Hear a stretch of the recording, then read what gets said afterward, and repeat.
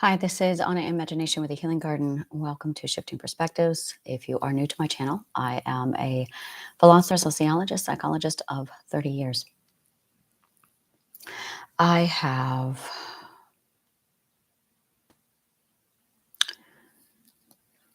Metalogic. Metalogic is the study of all the components of a logical argument. It is the very first thing we study prior to formal argument and debate, because it's imperative to know all the forms of formal argument and which ones will be most useful to conduct a formal argument. Furthermore, when you are using logic to make logical deductions, to make theories and proofs, you need to know the tools that you are working with. The study of these tools is metalogic. It's really cool. And when you start to understand all the components of logic and where logic falls apart, for instance, the one detriment, the one thing that really rips a logic apart is prejudice. It's biased. It's having presupposition. It is desiring an outcome. And so our subconscious minds will cause us to first alter the data, and second, our RAS system will filter all other possibilities.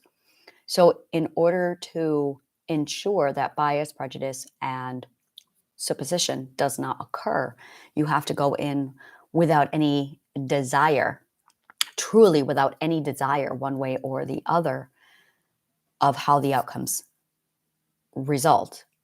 The best way I have found this, I found this when I was 15, and this is it right here, is desire the truth. Just desire the truth. Don't desire a certain type of truth. Just desire the truth. And when you desire the truth, no matter what happens, you will adjust everything with goal in mind that you are pursuing the actual outcome completely without bias. It's a tactic that I've been using for 30 years and I absolutely love it. I wrote a song. One of my actual compositions that I wrote was, I don't care if it hurts me, I want the truth. When you prioritize truth, it is prioritizing your logical truth above all else, so you can see a situation precisely for what it is, so you can then make appropriate responses toward it, so you can get whatever it is you need. You can make appropriate plans to address whatever it is you're actually dealing with. And the number one influencer of our truth and our reality are the words we use. This puts a lot of emphasis and power in a simple word. And the problem we have in our society today is people are completely oblivious to their word usage. They undermine and they under prioritize the importance of words. And that's really it right there, is we invalidate the importance of words so much that we are oblivious to the results. We are completely oblivious to how these words have a long-term effect. They affect our overall mental health. They affect the mental health of others. They literally create wars. They destroy families. If you count how many families have been broken up over guns and physical violence versus how many families have been fallen apart due to the words that were used, suddenly the power of words really starts to come into scope. If you think of a relationship that you have that may have at one time been very good, and then over time it fell apart, and pick an example in your mind that had no physical violence in it. Really examine what was going on, who said what. And the saying of what is really, when you start to really process how dangerous words are, how important and how vital they are, but how much we take them for granted. And that's it really, is how much we take words for granted. And there is nothing more under prioritized in our culture than words. They are the most important thing, and they are the most underrated, the most unprioritized. And that's your situation does not get better until you start changing the words. In fact, when you go into psychology, when you go into therapy, one of the very first things the psychologist therapist will do with you is start changing your dictionary. You will refer to a significantly abusive boyfriend, and they'll say, let's not call him that. You will say, the sex was terrible, when in fact you are referring to rape. And the therapist will step in and say, first of all, that was not sex. Let's change that. And it's through the changing of the words that the truth starts to get revealed, because our words literally shape our reality. And I want you to really process this, that our words dictate whatever reality you end up in. When I'm writing a book right now, and the very first thing before the introduction, I make it clear we're going to start with words, because words are what matters here. And the reason why is not just because they are the most important thing. The words are the dictator of your reality. And if you do not choose your words carefully, if you are not consciously aware of what words you are saying, you are not going to form an accurate reality. And if you are not forming an accurate reality, then you are not presenting yourself with a situation that you can handle appropriately. Certain realities and certain truths requires plans. It requires strategy. And if you don't have the proper understanding of what's being done to you, and that's a great example. I like to use the words victim and done to you. Now, in our psychology today, they are told not to use the phrase done to you or victim. And the word victimization is the reason why they have removed the word victim. And I say, okay, people are shaming other people, claiming they're victim. And here's the problem. The actual word is unjustified. We're going to break this down. Unjustified self-pity blown out of proportion. That is how the word is used today.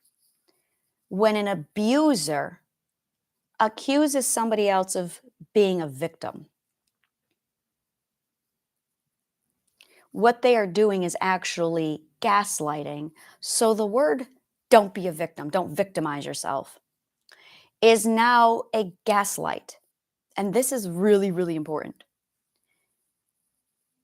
The phrase being a victim is actually, it's become a gaslight. So therapists, not knowing what words are, stepped in and said, oh, we need to not use that gaslight anymore. Or you can really sit down and look at the word victim and define it, which means a sufferer of abuse. That being said, you have somebody who is suffering from abuse, and their abuser belittled them. Bottom line, they went, don't be a victim. You're blowing this out of proportion. And instead of looking at the gaslight and the mockery, they're removing the word completely. And the problem with that is you are a victim. You have been victimized by abuse.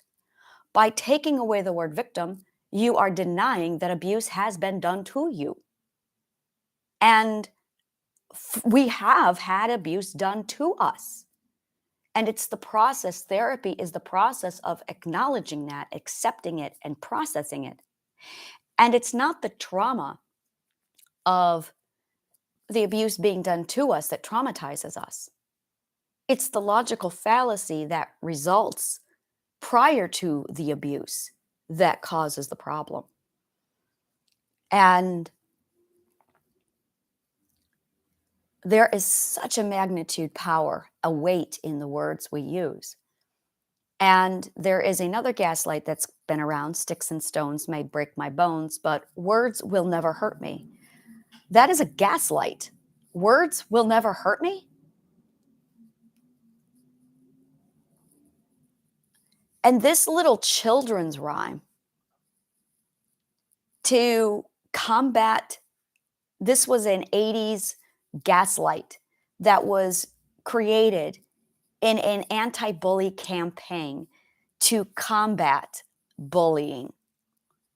And what ended up happening was gaslighting literally all of Gen X and the millennials.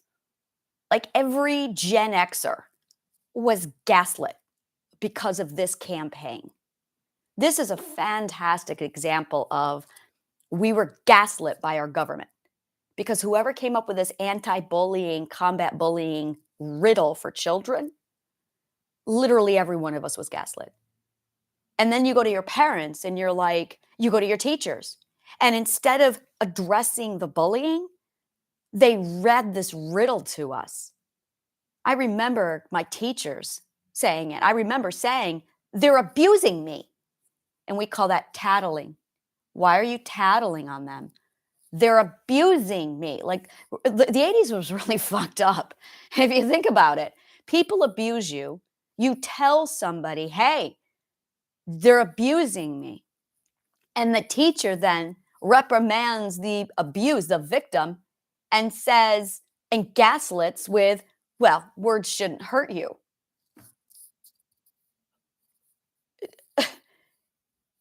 And honestly, I very much credit this bullying campaign with the don't tattle.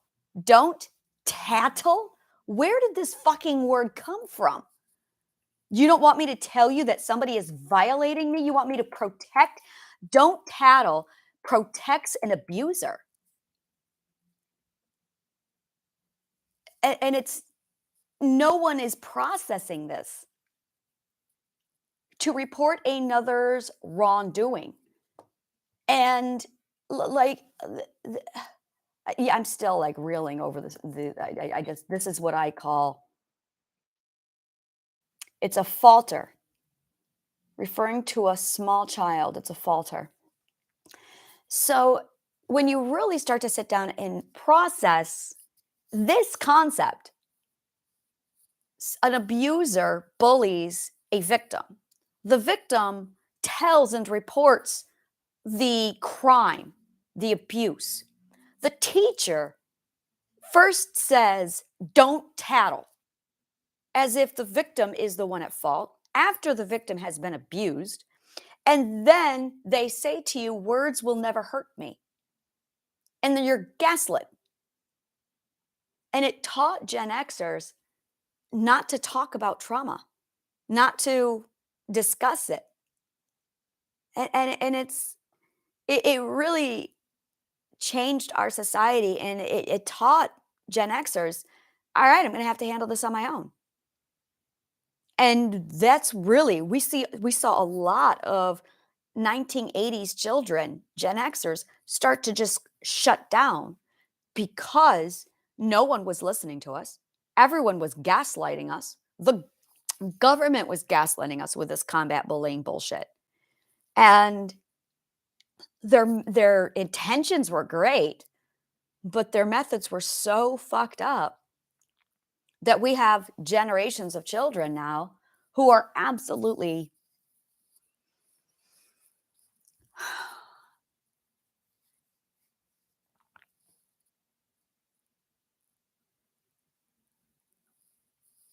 It's our words that are the primary abuse and the first abuse. Everything always begins with words. Very, very rarely does anyone just physically abuse. Almost never. Stonewallers, quote unquote, another word that I can't stand. Stonewallers abuse. They actually don't. It's believed that stonewallers abuse by silence, by taking away words. In the Geneva Code, there is the silent treatment. The silent treatment was literally invented as a form of punishment by French soldiers in a prison war, in a prison warden, like a prison. And this is why in Les Miserables, Jean Valjean was given the number 24601. The number 24601 removed their name. It replaced their name with a number. The second thing it did, and by the way, when you remove a name, you literally take away their identity. Then you give them the silent treatment. They are not allowed to speak, and they are not allowed to be spoken to. The suicide rate spiked so high that the Geneva Convention referred to the silent treatment as cruel and unusual punishment. To this day, it is illegal to use in all those who signed the Geneva Convention. And we use it on our spouses and children all the time. When the Geneva Convention calls it a cruel and unusual punishment, and it is renowned for increasing suicide rates. That is how dangerous the silent treatment is. And all you are doing is taking away words. That's all you're doing. But words can't hurt you, right?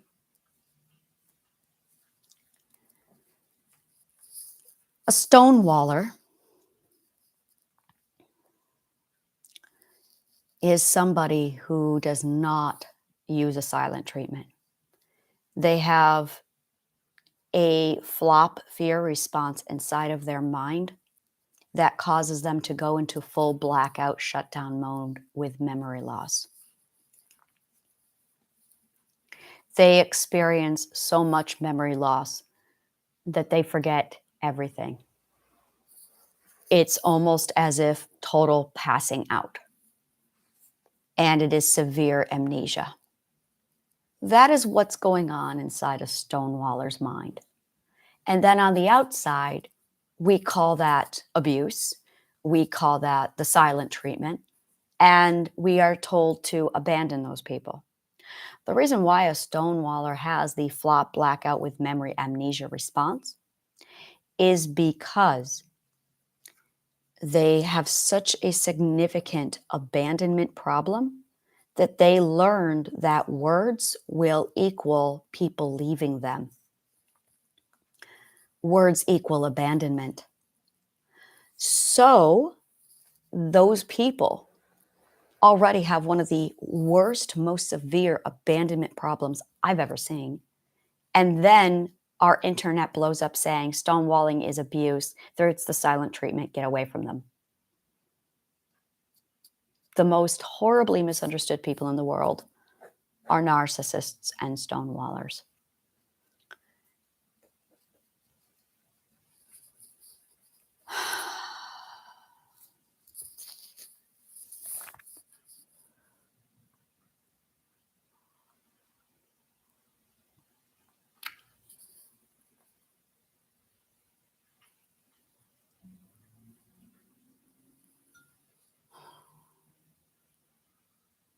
I had a breakthrough the other day with borderline personality disorder and narcissism.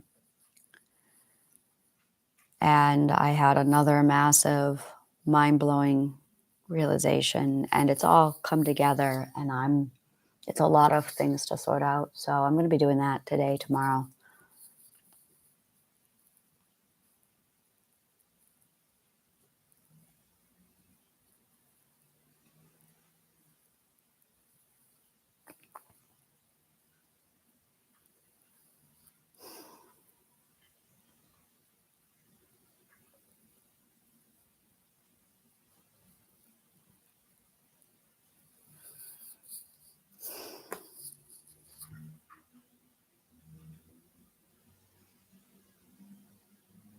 I don't think I'm in a teaching mood today. I'm really not. I'm in more of a, no, I would prefer teaching face to face with people. That's what I prefer. I prefer people interaction. Thank you so much, and may the kindest of words always find you.